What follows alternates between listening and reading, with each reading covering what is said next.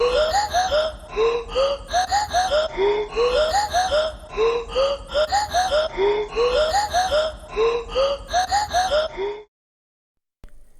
everyone, welcome back to another video. Hope everyone is doing well and making progress in their trading during these volatile times.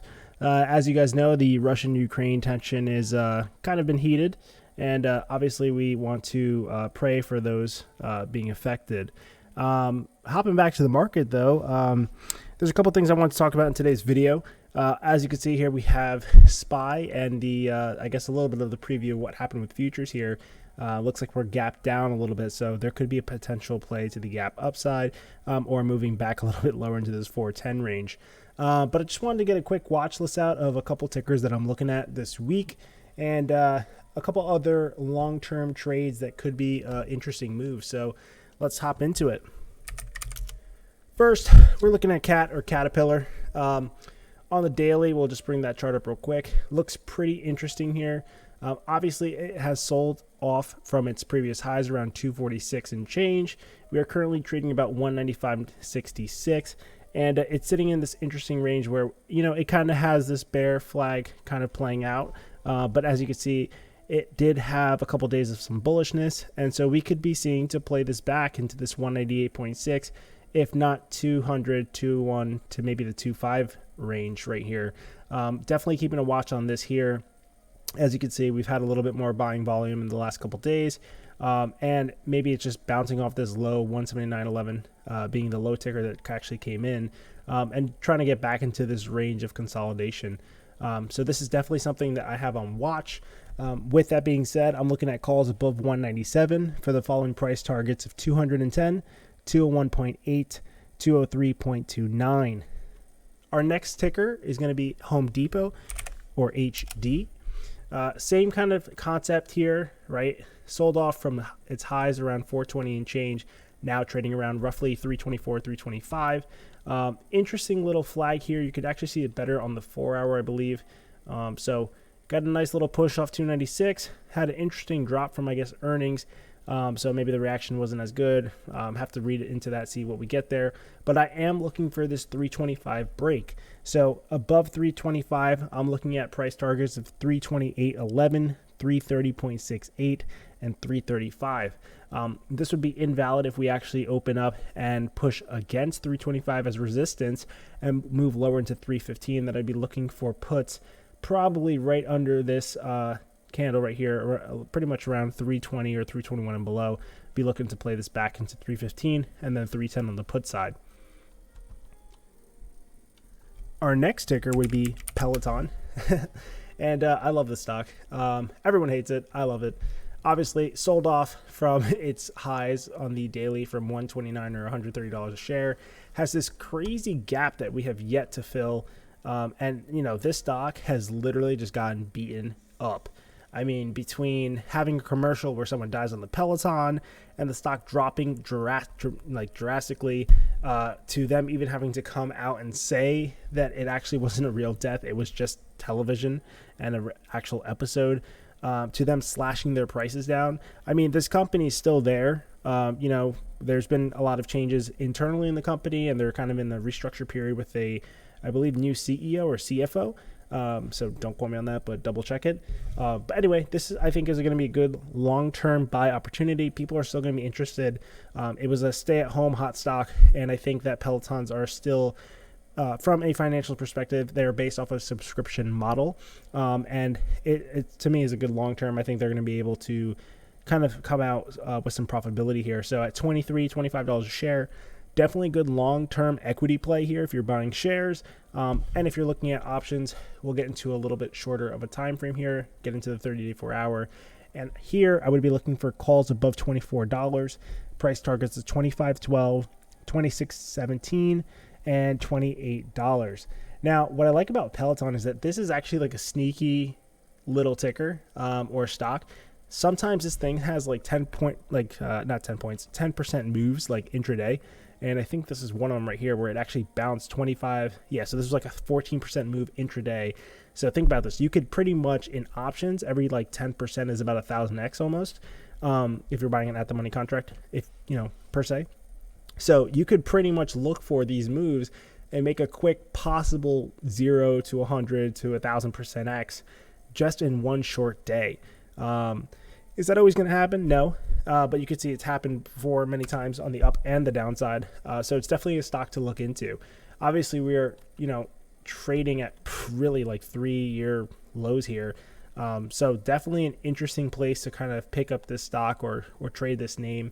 Obviously, back in that short time frame below $23, I'd be looking to play puts on the break below $22.50 because this will just get buried back down into 21 and even lower. So one of the next things I want to get into is a little bit of the longer term ideas here. I have a couple here that I kind of went through. One of them is actually going to be Costco on the daily. Strong stock, but when you look at the 1 year, 1 day, it's trading near all-time highs. We do have an interesting bear flag kind of playing out here in the longer term time frame. And in the in the short term, I could see that this actually might come back down. We are looking in this range here where there is this kind of trend line resistance that support, that it broke. And it's kind of trying to retest and reclaim. I'm looking to see and play puts on this as it does not hold and it kind of bounces off resistance and kind of sells off. So we'll be looking at this one long term.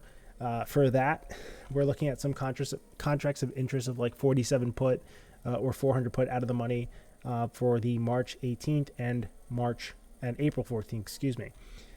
Outside of that, we're also going to be looking at Tesla. Love this little stock here. It's been a baby of mine. I'm very bullish on Tesla long term. So in general, I start looking at this from a weekly perspective, and it looks like there's a possible descending wedge here, meaning we could possibly be bouncing off of this support or trendline support as we did previously. So I'll be looking at this for calls. Obviously above about $8.50 a share. Kind of neutral bullish on it, and then above 900 I'm definitely bullish because we'll be getting back in the range where it usually just blasts right to 970 plus. So this is definitely something to look at. For this, I'm going to be looking at starting positions on like deep out of the money options. So the contracts of interest for me would be like the April 14th 1200C, the May 20th 1500C, and the September 16th 2000C.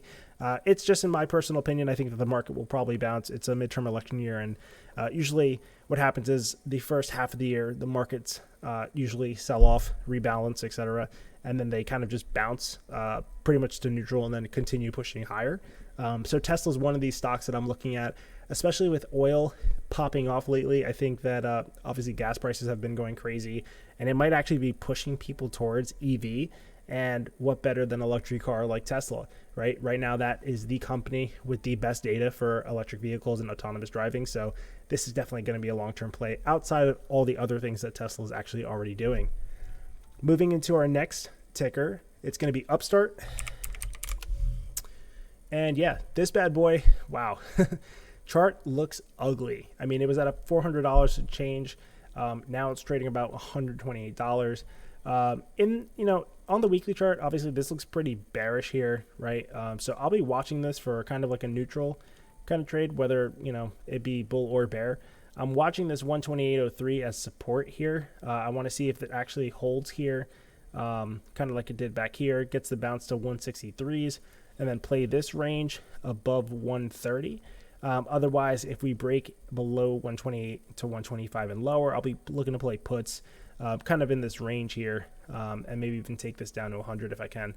So that's definitely something to look at as well. Contracts of interest again, short-term expiration, maybe even this week. If we see this under $125 a share, I might be looking at the 105 put for March 11th.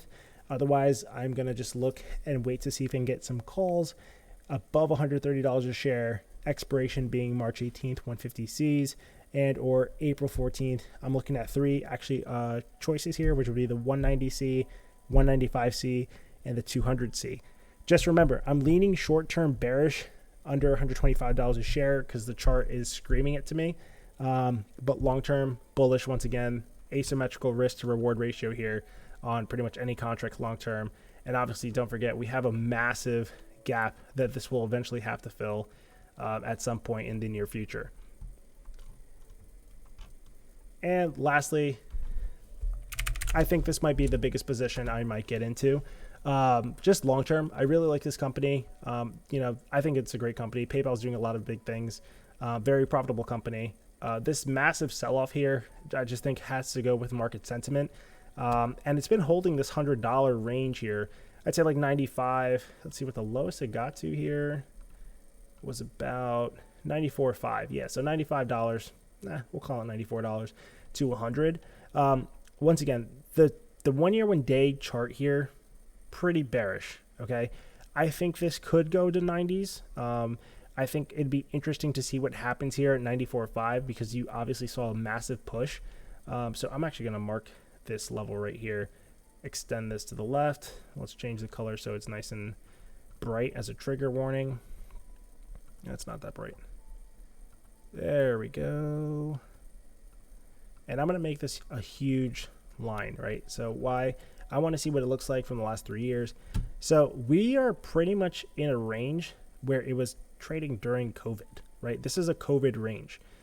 This was pretty much the COVID drop, then the recovery, and we're in that range. And what do I mean by that is like if I literally were to just draw the top, which is right here, and go all the way across, that's the range that we're looking at, right? And we saw as soon as PayPal broke 121, this thing took off, especially with its earnings, right? So with that being said, do I think PayPal's going to continue to go lower? Probably not. I mean, this thing is down so bad that it's actually at such a massive discount for long-term buyers. I mean, we're talking about a, 70% discount on shares. So this is a great long-term equity play in my opinion. I'm probably going to be looking at some yearly leaps here.